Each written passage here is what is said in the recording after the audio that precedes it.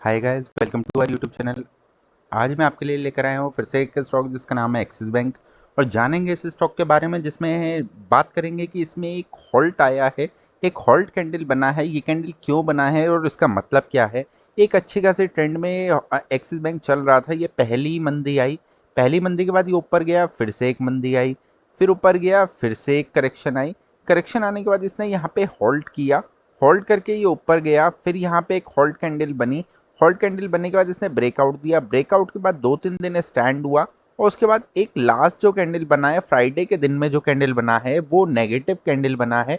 और ये negative candle का रीज़न क्या है। बहुत सारे मेरे दोस्त पूछ रहे थे कि ये जो कैंडल बना है सर, ये क्यों बना है और क्या ये वापसी यहाँ तक का लेवल इंटैक्ट करेगा, यानी ये लेवल जो है ये इंटैक्ट करेगा या नहीं करेगा। इसके बारे में जानना चाहते थे मेरे बहुत सारे दोस्त कि ये जो लेवल है ये क्या इंटैक्ट है, या ये वापस आ जाएगा इस लेवल तक या इस लेवल तक या इसके नीचे। तो उसी के बारे में बात करेंगे आज इस वीडियो में, और जानेंगे कि क्या है एक्सिस बैंक का आने वाले टाइम में इसके टारगेट, जानेंगे क्या है इसकी रणनीति, क्या होना चाहिए, हमें कहाँ पे अपना ट्रेड करना चाहिए, इंट्राडे के लिए, स्विंग ट्रेडिंग के लिए, शॉर्ट टर्म के लिए, मीडियम टर्म के लिए, लार्ज टर्म के लिए। आपको पता है हम सैटरडे और संडे में वीडियोस लाते हैं जिसमें हम बात करते हैं कि आने वाले टाइम में हम कहाँ पे इसको ट्रेड कर सकते हैं।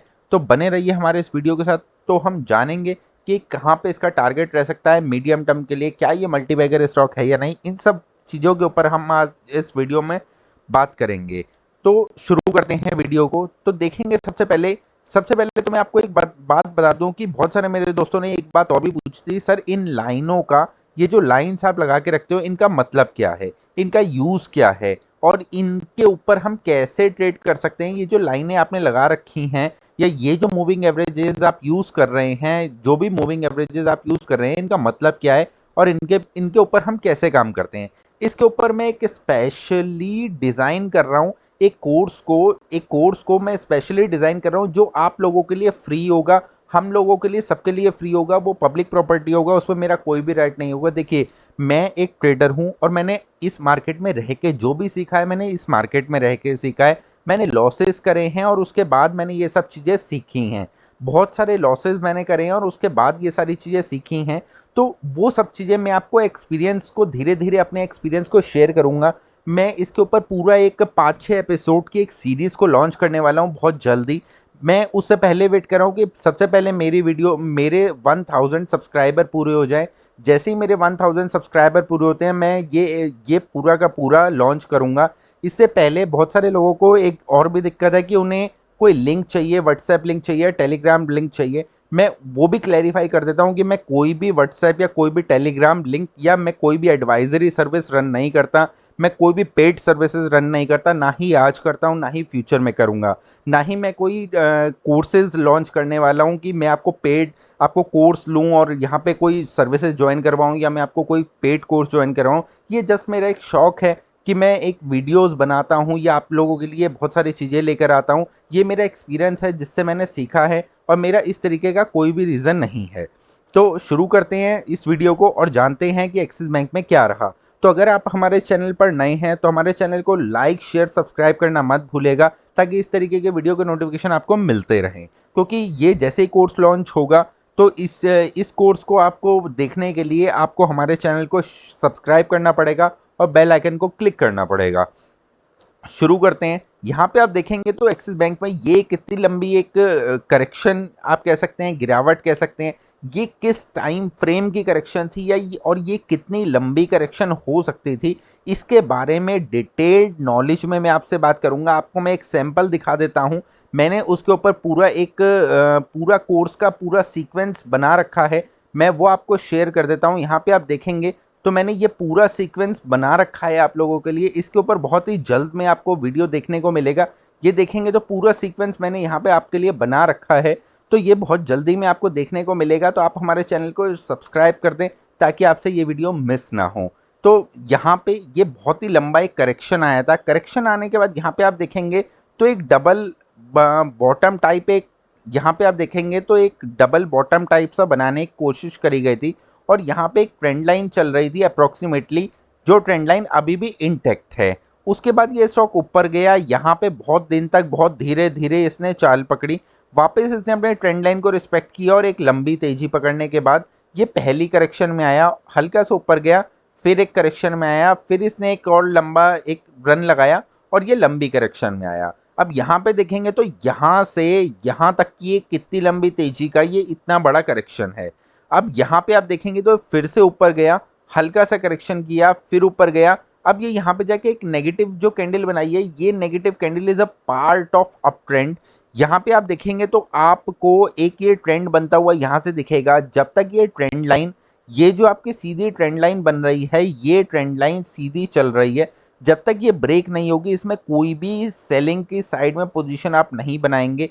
रही बात उनकी जिन्होंने कल इस लेवल पे बाय किया है, जैसे कि हमारे एक दोस्तों ने पूछा 43 44 के आसपास लोगों ने बाय किया, उन लोगों के लिए 59 रुपीज़ एक अच्छा टारगेट था। अब इसमें डिपेंड करता है कि आप किस टाइम फ्रेम को यूज़ कर रहे हैं या आपका टाइम फ्रेम क्या है।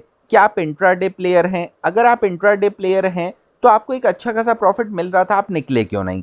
अगर आप इंट्राडे प्लेयर नहीं है, आप स्विंग कर रहे हैं, तो स्विंग में आपका स्टॉप लॉस कितना बड़ा है? अगर आपको उसका 1:2 मिल रहा है या 1:3 मिल रहा है और कौन सा टाइम फ्रेम आप यूज़ कर रहे हैं, उसके अकॉर्डिंग आपको निकलना चाहिए था। आप निकले क्यों नहीं? मान लीजिए अब किसी ने इस पॉइंट पे बाइंग करी है और वो यहाँ तक का प्रॉफिट देख चुका है, तो उसका स्टॉप लॉस सडनली यहाँ पे शिफ्ट हो जाना चाहिए।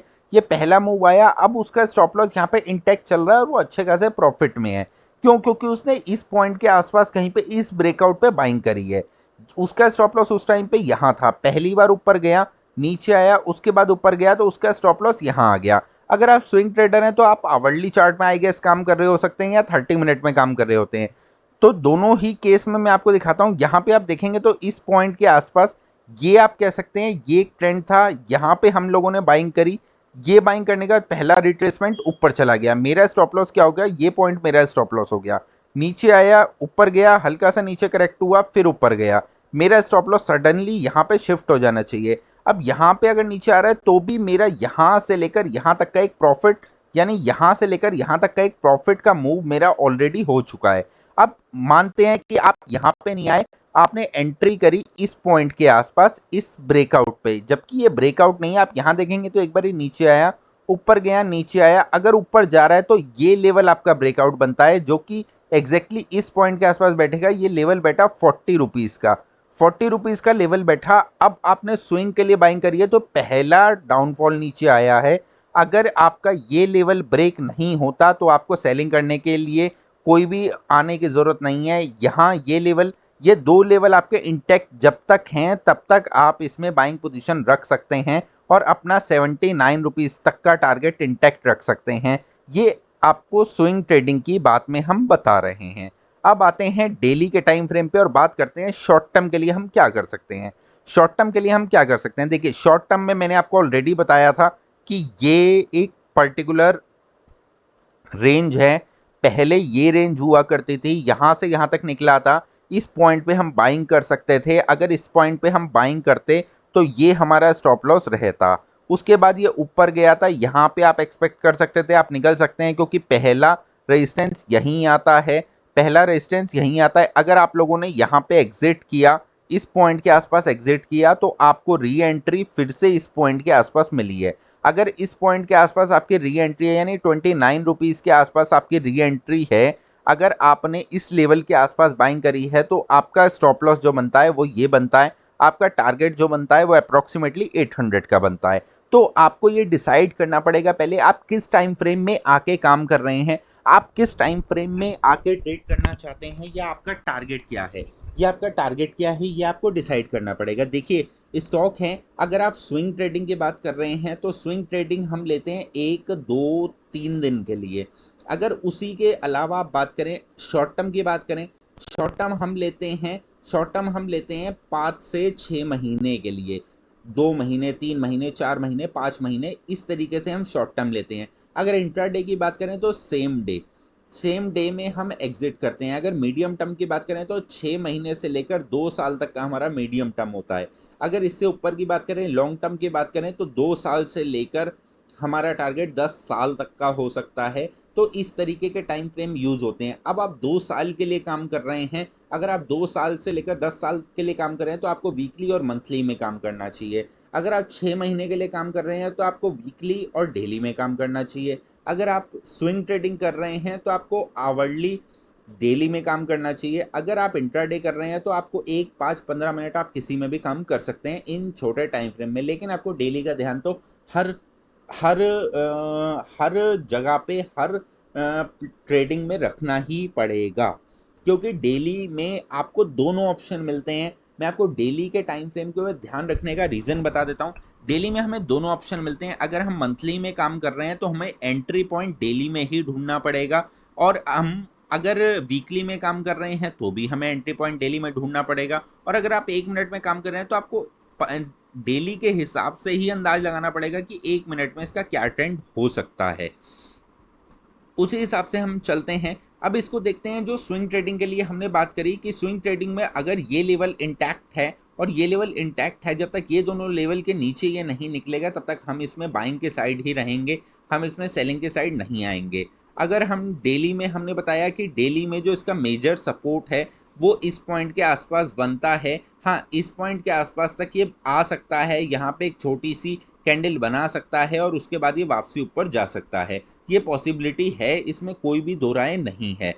ऐसा होना चाहिए नहीं, ऐसा होना चाहिए नहीं, क्योंकि एक अच्छे ब्रेकआउट के बाद ये ऊपर निकला है। तो इसको यहाँ पे अगर ये हॉल्ट भी कर रहा है तो हॉल्ट करके ये धीरे धीरे यहाँ देखेंगे तो हॉल्ट में भी एक ट्रेंड ऊपर है। तो ये एक ट्रेंड ऊपर है। यहाँ पे अगर मैं छोटी सी आपको लाइन ड्रॉ करके दिखाऊं तो यहाँ पे आपको ये लाइन दिखेगी। इस लाइन के नीचे अगर आप देखेंगे तो ये वही लेवल बैठेगा जो आपको आवरली में मैंने आपको लेवल दिया है। अप्रॉक्सीमेटली इस पॉइंट तक का लेवल बैठेगा। तो इससे भी घबराने की ज़रूरत नहीं है। एक अच्छा खासा ब्रेकआउट आपको 53 रुपये के ऊपर फिर से देखने के लिए मिलेगा। अगर ये 53 रुपये के ऊपर कल निकलता है तो इसमें एक अच्छी खासी तेज़ी बनाई जा सकती है, अच्छी खासी तेज़ी बन सकती है। यानी एक लेवल हो गया 53 रुपीज़ का, जो हमने एक्सपेक्ट किया कल के लिए कि बहुत ही अच्छा एक रेजिस्टेंस है। इस लेवल को हम 1 मिनट या 5 मिनट के टाइम फ्रेम में देखते हैं कि ये लेवल कैसा दिखता है। यहाँ देखेंगे तो ये ऊपर गया, नीचे आया, अपनी करेक्शन पूरी करी, फिर ऊपर गया, नीचे आया, अपनी करेक्शन पूरी करी, स्टैंडिंग पोजीशन, नीचे की साइड में ब्रेकआउट, रिवर्सल, रिवर्सल आया, वापस अपनी लाइन को टेस्ट किया और वापस नीचे गया। अब ये ऊपर आ सकता है। यहाँ पे होता गया है कि यहाँ छोटे टाइम फ्रेम में बहुत जल्दी करेक्शन आती हैं और बहुत जल्दी करेक्शन खत्म होती हैं। यहाँ देखेंगे तो हर हर हर एक correction, 2 correction, 3 correction, 4 correction, 5 correction, 6 correction, इसके बाद ये इतने से टाइम फ्रेम में, यानी एक दिन में ऊपर नीचे ऊपर नीचे ऊपर नीचे ऊपर नीचे ऊपर नीचे, ये आपकी ट्रेडिंग अपॉर्चुनिटीज़ हैं। ये आपकी सारी की सारी ट्रेडिंग अपॉर्चुनिटीज़ हैं। क्यों ट्रेडिंग अपॉर्चुनिटीज़ हैं? मैं आपको, हम मंडे जो लास्ट वीक गया है उसमें हमने फ्राइडे के लिए ये डिसाइड किया था कि कल हम इसमें बाइंग करेंगे, कल हम इसमें बाइंग करेंगे, ये हमने डिसाइड किया था। फर्स्ट मॉर्निंग आवर्स में अगर आप यहाँ देखेंगे, मॉर्निंग आवर्स में मैं आपको 5 मिनट के टाइम फ्रेम पे लेके चलता हूँ, 5 मिनट के टाइम फ्रेम पे लेके चलता हूँ और मॉर्निंग में हम चलते हैं कि कहाँ से मॉर्निंग स्टार्ट हुई। यहाँ से हमारी मॉर्निंग स्टार्ट हुई। यहाँ पे देखेंगे तो पहला एक डाउनफॉल, डाउनफॉल के बाद ऊपर आया, नीचे गया और वापस इसने अपने इस लेवल को काटा। जैसे ये लेवल कटा, ये बाइंग एक्टिव हुई। स्टॉप लॉस कहाँ बनता है? इस पॉइंट के आसपास आपका स्टॉप लॉस बनता है। ऊपर गया, नीचे आया, नीचे नहीं जा पाया, ऊपर गया, नीचे आया, नीचे नहीं जा पाया, स्टैंडिंग पोजीशन बनाई, स्टैंडिंग पोजीशन के बाद ब्रेकआउट दिया, इस पॉइंट के आसपास ब्रेकआउट मिला। ब्रेकआउट मिलने के बाद यहाँ से यहाँ तक का हम प्रॉफिट बुक कर सकते थे। ये लेवल था 38 रुपीज़ का, 38 रुपीज़ का, और ये लेवल था हमारा अप्रॉक्सीमेटली 35 रुपीज़ का। यानी हमें 3 रुपये यहाँ पे मिल गए। अगर 3 रुपये की बात करूँ, इसके पर्टिकुलर लॉट साइज में मैं बात करूँ तो अप्रॉक्सीमेटली 3000 का हमें प्रॉफिट मिला, 3000 प्लस का ही हमें प्रॉफिट मिला, क्योंकि इसका लॉट साइज अप्रॉक्सीमेटली 1200 का है। आप चेक कर सकते हैं जाके इसका लॉट साइज कितने का है। यहाँ पे जैसे ही ये नीचे आया, नीचे आने के बाद इसने एक बारी ऊपर गया, नीचे आया, इसके नीचे नहीं जा पाया, लेकिन इसके ऊपर जरूर ये चला गया। जैसे ही ये इसके ऊपर गया और हम बाइंग की साइड ऑलरेडी बैठना चाहते थे इस पर्टिकुलर स्टॉक में, तो हमें यहाँ पे फिर से 38 रुपीज़, 37 रुपीज़ के आसपास एंट्री मिली। 3 रुपये हम ऑलरेडी ले चुके हैं, तो हमारे पास स्टॉप लॉस के लिए एक अच्छा खासा मूव आ जाता है। यहाँ पे देखेंगे 32 रुपीज़ का स्टॉप लॉस था, यानी अप्रॉक्सीमेटली 5 रुपये का स्टॉप लॉस। मेरा रिस्क कितने का हो गया दिन में? मेरा रिस्क ऑब्वियसली बात है 2 रुपये का, यानी 2500 रुपये का मेरा रिस्क है और मैं इसमें एक अच्छा खासा प्रॉफिट कमा सकता हूँ। यहाँ पे आप देखेंगे तो ये पहली बार ऊपर गया, एक सीक्वेंस बनाया, ऊपर गया, पहला रिवर्सल कहाँ तक आया? अपने प्रीवियस हाई लो तक आया। जैसे ही अपने प्रीवियस हाई लो से ये ऊपर गया तो हमारा स्टॉप लॉस ट्रेल हो गया इस पॉइंट के आसपास। इसके बाद ये ऊपर गया, एक रिवर्सल आया, फिर इसने एक और 58 रुपीज़ तक का हाई बनाया। अगर मैं इंट्राडे प्लेयर हूँ तो मुझे 38 रुपीज़ से लेकर 58 रुपीज़ तक का एक 20 रुपये का मूव मिल रहा है। अप्रॉक्सीमेटली मेरे अकाउंट में 25,000 रुपीज़ आ रहे हैं। मैं यहाँ पे एग्जिट कर सकता था, क्योंकि मेरा अगर यहाँ पे आप नॉर्मली देखेंगे तो मेरा स्टॉप लॉस 5 रुपये या 2 रुपये, आप किसी भी चीज़ को अपना स्टॉप लॉस मान सकते हैं। 5 रुपये या 2 रुपये का मेरा स्टॉप लॉस था और मुझे 20 पॉइंट मिल रहे हैं, तो अप्रॉक्सीमेटली 1:4 का टारगेट हो गया, 1:4 का प्रॉफिट रेशियो हो गया, तो हम यहाँ पे एग्जिट कर सकते थे। एग्जिट करने के बाद हम यहाँ से जैसे ये उसके बाद यहाँ पे अगर आपने यहाँ पे एग्जिट भी नहीं किया और आप ट्रेंड के साथ चलना चाहते हैं तो पहला रिवर्सल आया जो इसके नीचे नहीं जा पाया तो इंटैक्ट रहा। दूसरे रिवर्सल ने इसको काटा, अप्रॉक्सीमेटली इस पॉइंट के आसपास आपको एग्जिट कर लेना था, तब भी आपको 10 पॉइंट्स तो मिल ही गए। आपको 20 नहीं मिले तो 10 मिल गए, 10 और 2 12 पॉइंट मिल गए, आपको अप्रॉक्सीमेटली 15K के आसपास मिल गया पूरे दिन में। और आपको क्या चाहिए इसमें? हम डिसाइड करके आए थे हम सेलिंग में नहीं आएंगे इस स्टॉक में, हम हमेशा इसमें बाइंग ढूंढेंगे और बाइंग में ही काम करेंगे, बाइंग में ही काम करेंगे। उसके बाद ये स्टॉक यहाँ पे खड़ा रहा, एक लास्ट में एक मूव मिला, इस मूव का ब्रेकआउट हुआ, लेकिन ये लास्ट कैंडल थी तो हम इस पर काम नहीं कर सकते थे। तो इस तरीके से आप डेली में काम कर सकते हैं, इस तरीके से हम डेली में काम करते हैं और देखते हैं कि बहुत ही अच्छा प्रॉफिट हमें मिलता है। अब मंडे के लिए इसमें क्या सिनेरियो रह सकता है उसके ऊपर बात कर लेते हैं। देखिए मंडे के लिए हमें आवरली चार्ट में, क्योंकि डेली चार्ट में हमारा जो प्रीवियस लेवल था वो इंटैक्ट है, यहाँ गया पहला डाउन मूव और उसके बाद अप मूव कंटिन्यू कर सकता है, यानी ये अप मूव कंटिन्यू कर सकता है। अब आवरली में बात करें तो हमारा सपोर्ट और रेजिस्टेंस क्या बनते हैं?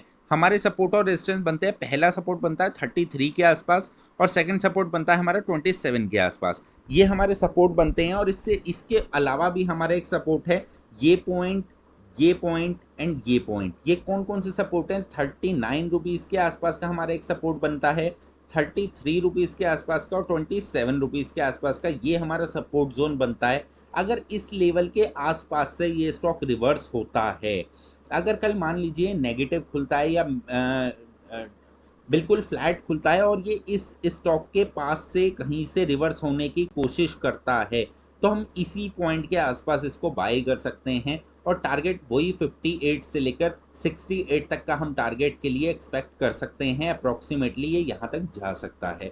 अगर इन एनी केस ये बहुत बड़ा गैप अप खुल जाता है तो हम इस स्टॉक को इग्नोर कर देंगे कल की ट्रेडिंग के लिए, यानी मंडे के लिए हम इस स्टॉक को इग्नोर कर देंगे बहुत बड़े गैप अप के चक्कर में, क्योंकि गैप अप खुलेगा तो ये वापस आएगा अपने गैप को फिल करने के लिए और उसके बाद ऊपर जाएगा, तो हम इसको इग्नोर कर देंगे।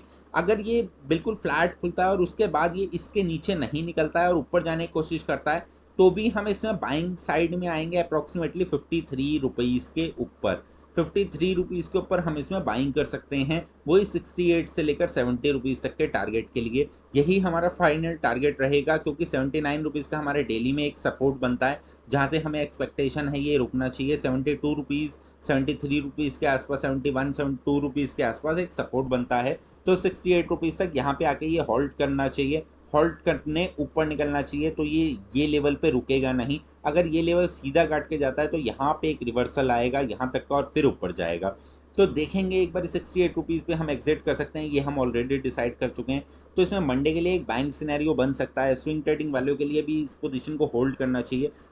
ये हमारा चैनल जो है वो ओनली फॉर एजुकेशन पर्पस है, हम किसी को भी कोई भी बाइंग की सलाह नहीं देते हैं। आपकी मार्केट है, आप देखें, आप अपने फाइनेंशियल प्लानर से पूछे कोई भी डिसीजन ले। अभी के लिए इतना ही, अगले वीडियो में फिर मिलते हैं, तब तक के लिए शुक्रिया, धन्यवाद, आपका दिन शुभ रहे।